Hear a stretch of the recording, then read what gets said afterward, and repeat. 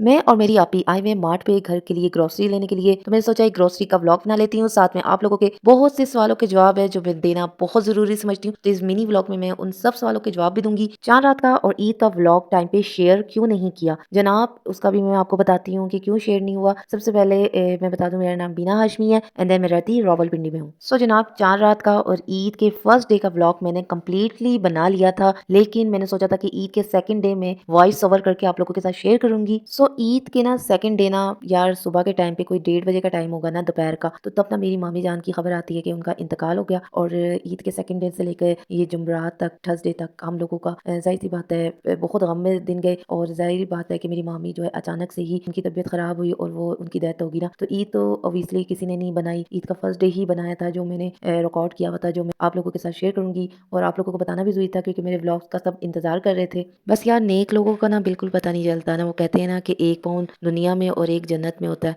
एकदम से वो रुखसत होगी दुनिया से। तो आप सब भी मेरी मामी के लिए जरूर दुआ करना कि अल्लाह उन्हें जन्नत फिरदौस में आला मकाम अता फरमाए, आमीन। इसी वजह से मैंने व्लॉग बिल्कुल शेयर नहीं किया। जाहिर सी बात है टाइम बिल्कुल नहीं था और दिल भी बहुत उदास और गमगीन हुआ हुआ था।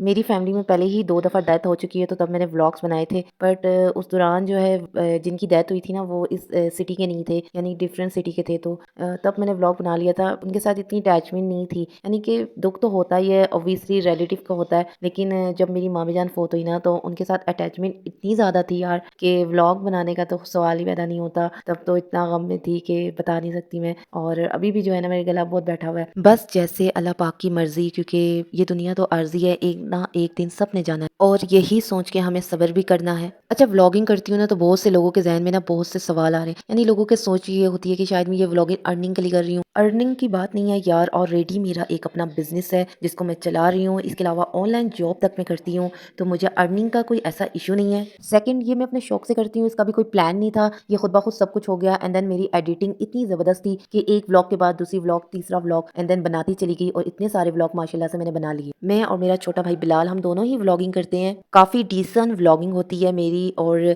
इस पे आप मुझे पता है कि बड़े भी देखते हैं और बच्चे भी देखते हैं, तो मेरी व्लॉगिंग काफी डिसेंट है। एंड देन माशाल्लाह मैं बहुत अच्छी घराने की लड़की हूँ।